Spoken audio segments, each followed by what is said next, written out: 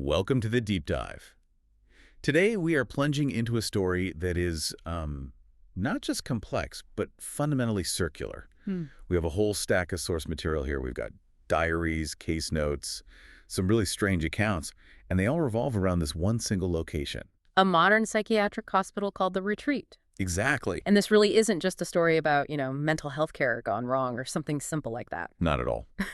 Our mission today is to show you how this deeply personal, just agonizing suffering, the kind of stuff that defines individual trauma, how it gets tangled up with this massive, recurring, and frankly, cosmic threat. Yeah, the central idea that these sources keep coming back to is that the very stones of the retreat are like repeating a violent history. And they're repeating it because they're tied to an ongoing alien influence. So we're really looking at this from three different angles. Right. First, we have to understand the crisis through the lens of today, focusing on our main patient, Laska, and this really mysterious character, Dr. Smith. And then second, we have to go back in time, all the way back to 1903, to look at the institution's tragic origin when it was called Mausolus House. And we have Dr. Thomas Christie's diary for that. Exactly. And finally, we have to piece together the connective tissue, the biological and, you could say, spiritual mechanism of this entity they call the Sholem-Luz. An entity that basically feeds on human discord,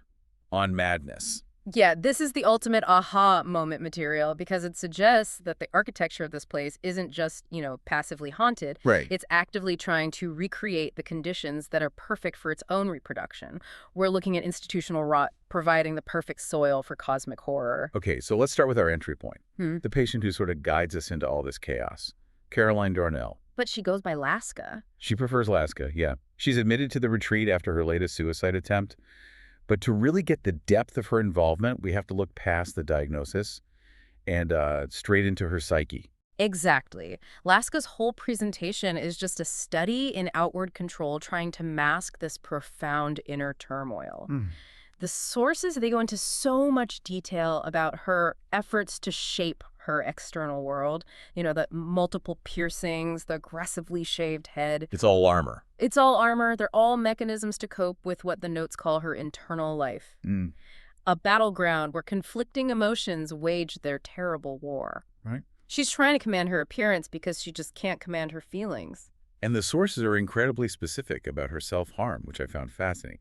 They actually differentiate between the two types of cutting she did. Yeah, that's right. She talks about the lateral cries for help, which were meant to signal distress. But then there were the deep, vertical attempts down the artery. Which she says were moments when she truly wanted something serious to happen. It's like she has this profound internal metric for measuring the intensity of her own pain and desperation. And this self-inflicted pain is so clearly rooted in her perception of sexuality and betrayal. The sources reveal her bulimia started the day after she lost her virginity. Or, as she puts it, the day after she felt she just let him screw her. It's that loss of control. That loss of control and that sense of violation, it just became internalized. The man, she describes him as, he lumbered on top of her like she was an assault course to be conquered. Wow, that's a brutal image. It's an almost mechanical, dehumanizing image that just sums up this feeling of her body being taken from her. And that led her to punish that body, through self-starvation and purging. Her pain became emotional, psychological, sexual. The notes even say spiritual.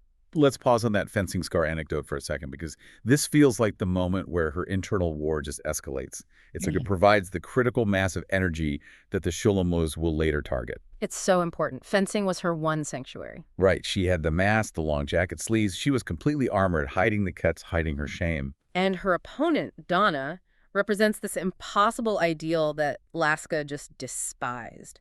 She's the one who embodied overwhelming popularity and disgustingly pure physical perfection. So during practice, Donna's blade accidentally slips through a gap and just gouges this deep wound into Laska's arm. Yeah, but what's so fascinating here is that the physical wound wasn't the tragedy for her. It was the exposure. It was the exposure, the sight of her own blood blooming onto the pure white sleeve of that fencing uniform. It was devastating. It's like her secret shame was just violently exposed to the world. And that moment solidifies her resolve to never, ever let her vulnerability surface again. The internal struggle immediately escalates. The sources compare it to moving from a low-grade conflict of biplanes and gas masks to a terrifying modern war of stealth fighters and cruise missiles. So that external physical violence confirmed for her that her internal landscape was compromised. And that made her the perfect candidate, for the kind of pervasive negativity that the Sholem-Luz needs to thrive. So she arrives at the retreat carrying all of this immense pressurized trauma. But her entry is just terrifying because it's a moment of prophetic recognition. She knows the building. She knows the building. She'd been dreaming of death falling like a shroud over a benighted Gothic building. And this isn't just some vague psychic feeling, right? No, this is what's so crucial.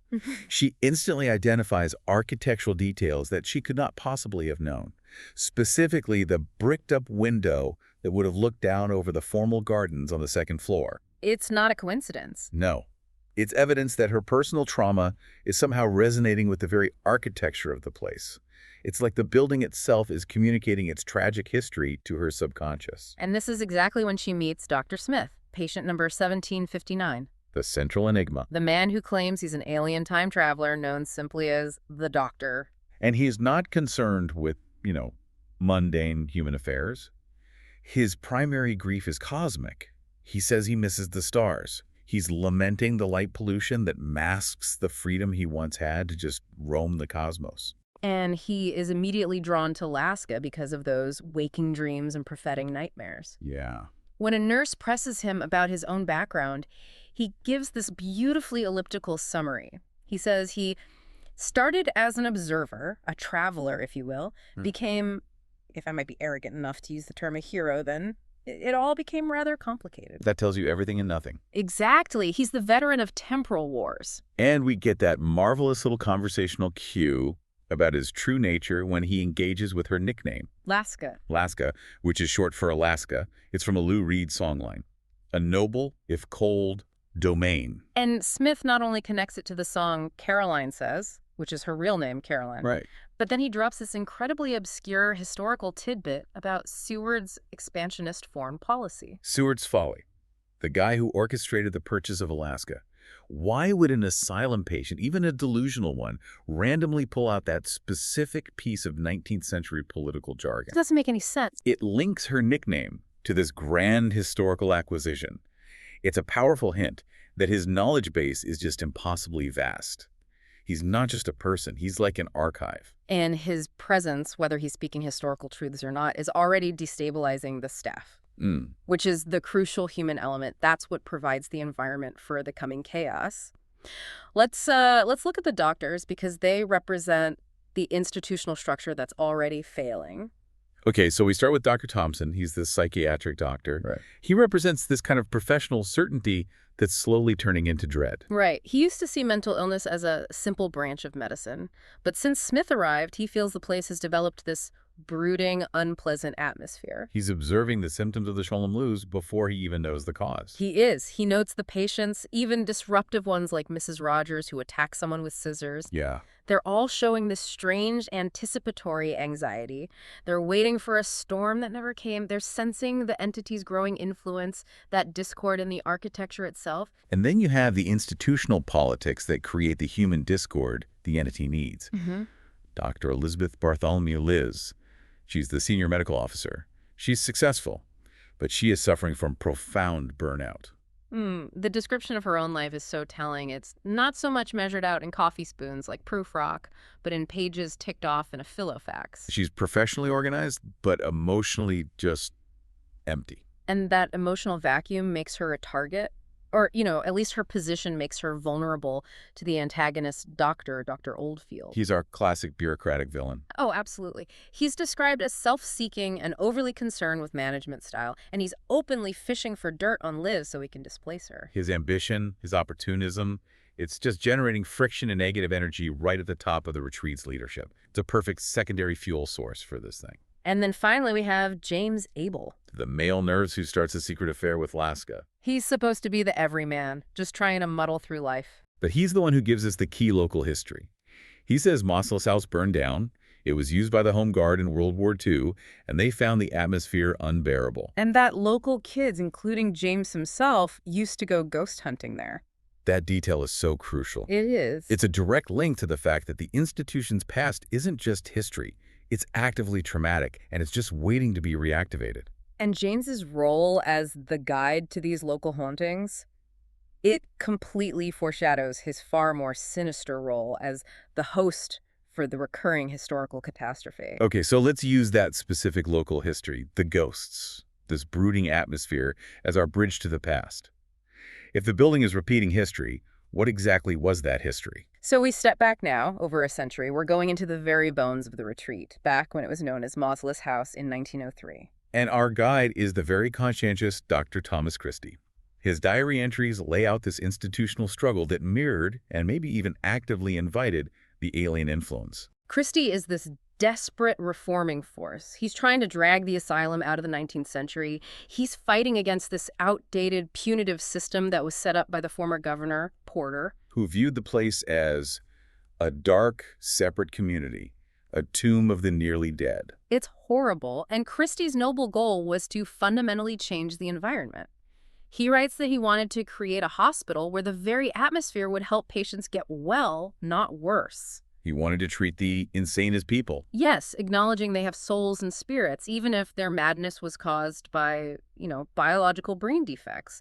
He was trying to bring humanity back into the architecture of madness itself. But his reforms were just crippled by institutional inertia and financial hardship. The sources really highlight the cruelty of the Council of Trustees. They weren't medical professionals, and they released only a tenth of the money that he needed, which forced him to keep these inhumane measures like chains in place. So Christie's failure to fully enact his reforms, his forced compromise, that's the initial fracture that the Sholem-Luz exploits. And this environment, fueled by this institutional frustration and the profound suffering of the patients, it just provided the perfect breeding ground for this external evil. We see how the patient's pre-existing conditions were basically weaponized. They became generators for the specific negative energy this entity needs. Take Mr. Samuel Sands. Right. He's visited by his nephew, Joseph, and he claims his voices, which he poetically equates to St. Jones. They taught him how to smell poisoned food. So he's just generating profound paranoia and fear. Constantly. And his story ends so tragically on Christmas Day. He dies of fright, his face is terribly contorted, and they find great scratches on the window bars. Which strongly hints at something external. An external, non-human agency that was targeting his fear, draining that negative energy from him right before he died. And then we have Miss Thorne. She's a patient dealing with memory issues, and she represents the fuel of intense shame and rejection. Yeah, in her session with Christie, she recovers these repressed, terrifying memories of a sexual encounter, a subsequent pregnancy. And the verbal abuse from her father, who called her a harlot, whore, and wished she was dead. And the sources make a really critical link here. The moment that deep, agonizing shame surfaces, it immediately manifests physically. She starts scratching at her wrists. Exactly. Her personal pain is externalized. And this isn't just a symptom of her distress. This is the physical act of generating the specific emotional feel shame, self-hatred, psychological pain that the Sholem-Luz entity consumes. But the most terrifying case has to be Mr. Howard. Oh, yeah. Because he's the prophet of the entity's plan. He suffers from these persistent, taunting visitors who curse him and drag back terrible memories. And he describes seeing a vision of pure evil. Spiders that look like men, dogs that bark and bay. And the angel of death. Which we know is the statue at the mausoleum, the folly, the focal point of this whole temporal disturbance. And his prediction is horrifyingly precise.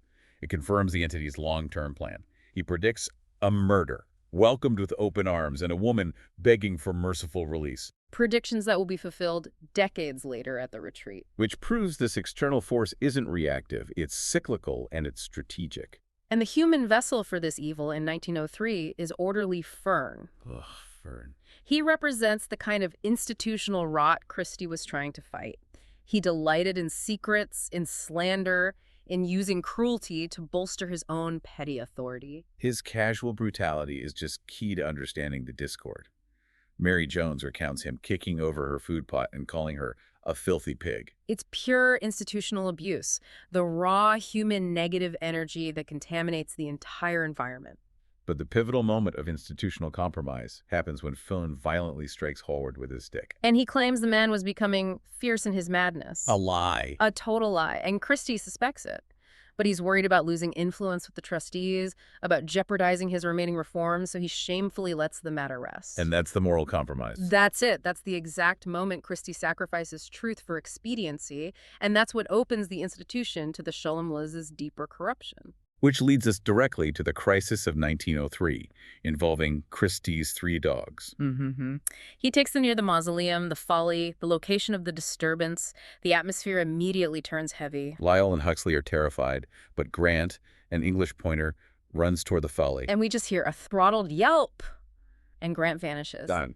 Later, they find orderly Fern, and he's showing signs of possession. He has a deep, ragged bite wound on his arm, suggesting a violent struggle. The sources describe the skin around the wound as it writhed as if alive, and it took on a grayish sheen. And the dog, Grant, reappears. But he's utterly transformed into this grotesque, furless hound of hell with glowing eyes. So this is the moment. The external alien seed, a fragment of the Sholem-Luz, transfers from the animal Grant to the human Fern. Establishing the pawn needed to execute the entity's reproductive cycle. This immediate transformation from institutional bully to possessed agent just confirms the nature of the infection. Okay, so we've established the pattern of institutional failure and the subsequent possession. Let's unpack the cosmic element.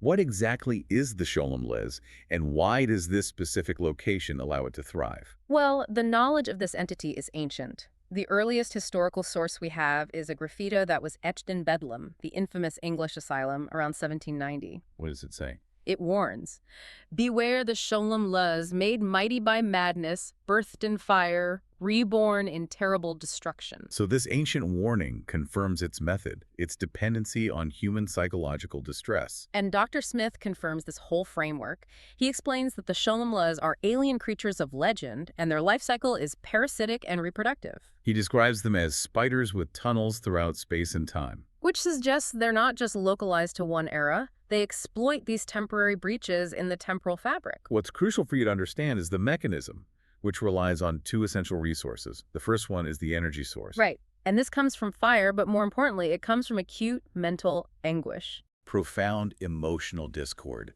Chaos. Yeah, the kind of stuff generated by Miss Thorne's shame, Sand's fear, Oldfield's ambition, and eventually Liz's rage. And the second resource is the raw material. This is the physical component. Carbon-based cells and bodies, human or alien, that they melt down using the heat of the fire and the energy of the discord. And this is what they use to form Sholem-Luz seeds, or even fully formed adult entities. It's a dark form of recycling. It's turning misery and flesh into alien life. And the entity ensures its own energy supply by spreading its influence.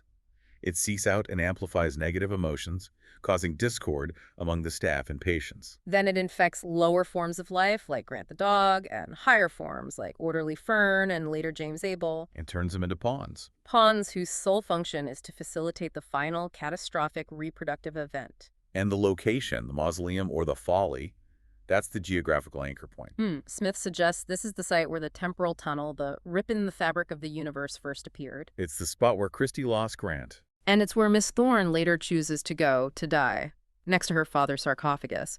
All streams of historical and personal trauma just converge right there. So the 1903 fire, which was set by the possessed Fern, that was the attempt to complete the Sholem-Luz reproductive cycle. Exactly. Fern intended to melt down the bodies of Sands, Jones, Howard, and anyone else trapped in that chapel, using the fire for energy and the bodies as raw material. But the sources are clear that the fire was extinguished prematurely. Thanks to the intervention of Joseph Sands, Mr. Sands' nephew. A human action stopped the massive reproduction process. The entity's first attempt at full manifestation failed because of human goodness and quick action. But something survived the aborted birth. Which brings us back to Laska's dog-tooth pendant. This is where the time loop becomes physical. Laska inherited this macabre but finely crafted canine tooth from her father, who wore it constantly. But what's so critical is the timeline around her father. He was only diagnosed with terminal cancer after he lost the pendant. The suggestion there is that the pendant, which we'll confirm is the Sholem-Luz seed, either protected him or, maybe more chillingly, was controlling his destiny. It only abandoned him when his physical body was no longer useful to its lineage. Laska has a dream, which Smith immediately suggests might have been a repressed memory. Right. She dreams of throwing the glowing, burning pendant away towards the folly. Oh. And Smith confirms that something was waiting for it. So the tooth, the surviving contaminated seed fragment from the 1903 disaster, was drawn back to the physical location of the temporal tunnel. And that reactivated the entire crisis in the present day. Let's follow this chain meticulously for you, the learner, because this is the core aha moment. Okay. In 1903, the Sholem-Luz infects Grant, the dog, via the folly. When Fern sets the chapel on fire, Grant's infected body is partially consumed, but the fire is put out. Right. Then in 1904, Dr. Christie finds the melted, silver-coated canine tooth, which the sources identify as the original infected tooth from his dog Grant, in the soot of the chapel fire. And he keeps it. He believes it's a relic he can redeem by wearing it as a pendant. He hopes to redeem the old and the bad. This incredibly human, altruistic attempt at redemption turns the infected seed into a legacy. Which means Laska's father inherited the contaminated relic from the chain of custody that started with Dr. Christie. It creates a direct familial connection to the site and the entity itself. The crisis didn't just repeat itself through historical parallel, it was genetically and temporally linked by the seed that survived the first fire. The tooth is the key to the time loop. So, with the Sholem-Luz seed returned to the folly, we see the crisis in the present day at the retreat just quickly spiral into violence. It perfectly mirrors the chaos of Mausolus House. And it fulfills Howard's 1903 prophecies. The institutional environment, which was already poisoned by Oldfield's ambition and Liz's burnout, provides the perfect stage. The escalation is immediate. The first major event is the murder of the security guard, Mike Farrell, in the basement corridor. This confirms that the atmosphere of dread that Dr. Thompson noted was justified. Violence is no longer just anticipated, it's active. And Dr. Smith's analysis of the crime scene is chillingly precise. It's far beyond the capabilities of a typical patient. He observes the fractured rib, the entry wound, and suggests the killer used their left hand for silencing and their right hand for stabbing, concluding the killer was strong and probably right-handed. And the immediate implication of that, the paranoia it creates, is immense. Smith, in his alien deduction, suggests Dr. Thompson or Dr. Oldfield might be involved. He's suggesting the senior medical staff are suspects? Yes. That institutional paranoia itself becomes this massive feedback loop, generating the exact type of internal friction and suspicion the entity feeds upon, regardless of who the actual killer is. And at the same time as the murder, we have Mr. Butler committing suicide. A quiet death, driven by growing frustration. It just reflects the general discord that's now permeating the entire patient body. And his body is taken to the chapel, which is a detail that will be crucial for the impending ritual. Then the violence turns external with the disappearance of Nurse Tracy Wade. Liz sends her out because the phone lines are suddenly down, which is clearly sabotage in progress. And Tracy's car is found wrecked on the driveway, with evidence of a massive impact.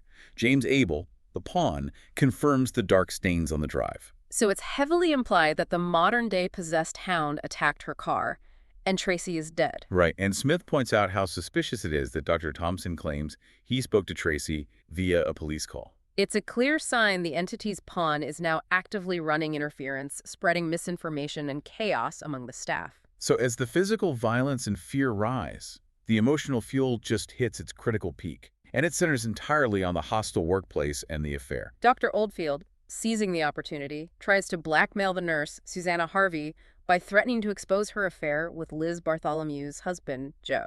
And Oldfield's motive is just pure self-seeking ambition. He wants to disgrace Liz so he can take over as CMO. This bureaucratic maneuvering is what sets up the inevitable emotional explosion. The narrative reaches its zenith when Liz, with her colleagues' tricks and fits, bursts into her own office. And finds her husband, Joe, and Susanna on the floor having sex. We cannot overstate the importance of this moment. This isn't just a workplace drama. Oh, no. This is the necessary ignition point for the Sholem-Luz. The sources describe Liz's resulting state as aggressive hatred and rage, a primal, overwhelming emotional response. And this raw, severe negative energy, born of professional betrayal, marital infidelity, and personal devastation, is precisely the massive energy source the Sholem-Luz was waiting for. It's the final necessary ingredient to power the reproductive attempt. And that energy propels the main agent to chaos, James Abel. Smith and Laska realize that James, the one who is supposedly just trying to muddle through life, is the infected pawn. He's the modern-day version of orderly Fern. Smith had realized that while Thompson and Oldfield were opportunists, James was the host who was actually doing the entity's bidding. So James quickly moves to replicate the 1903 disaster.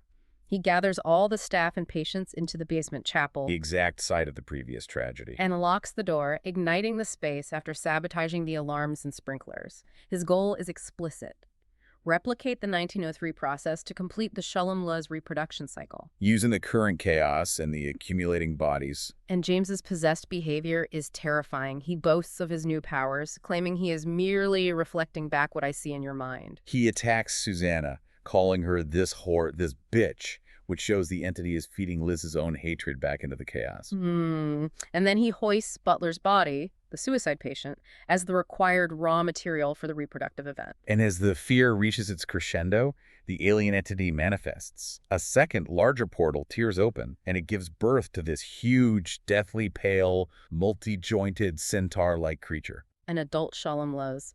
Liz observes this monster, noting its distant, unknowable presence and its face lacking any emotion. It's a manifestation of pure mechanical evil. And the cycle is nearly complete, powered by Liz's rage and James's physical actions. The birth of the adult Sholem-Luz signals the point of no return. And this is where Dr. Smith, patient 1759, the man who misses the stars, finally makes his definitive move. He confirms he is exactly who he claimed to be, an alien time traveler. He reveals he came to the retreat because of anomalies in the very fabric of the universe. He's drawn to alien stuff, holes in time. His expertise isn't in psychiatry, it's in mitigating temporal and cosmic disasters. And his intervention isn't a battle of strength, it's a strategic removal. Right.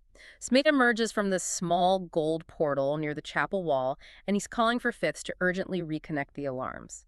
He knows the ritual has to be aborted by stopping the fire now. Then, with incredible speed, Smith throws himself onto James Abel, locking the young nurse into this ungainly bear hug, and he drags the screaming pawn directly into the portal with him. This is Smith's sacrifice. He knew the only way to immediately stop the conflagration and sever the entity's connection to the host was to remove James from the temporal plane. The source describes the ethereal doorway expanding like the mouth of a leech. With a burning silver wind sweeping over both men before the portal just snaps shut, isolating the core infection. While Smith is executing this strategic retreat, Laska, who's outside the chapel, realizes she can fight back. She overcomes her immense internalized trauma and fear, and she uses a nearby axe to break through the chapel door, Which allows Fitz, Trix, and Liz to escape the worst of the flames and start damage control. This is Laska's moment of self-redemption. It is. Her act of courage mirrors the intervention of Joseph Sands in 1903. It confirms this pattern of recurring heroism, a necessary counterbalance to the recurring evil. So the remaining staff are desperately trying to repair the sabotage. And here's a shocking twist. Yeah. Liz's disgraced husband, Joe Bartholomew, volunteers his technical skills.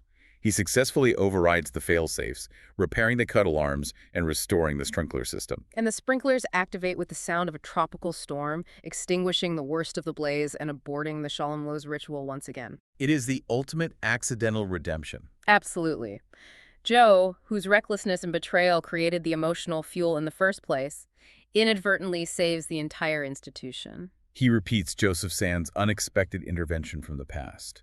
It proves that even a compromised human can perform a heroic action.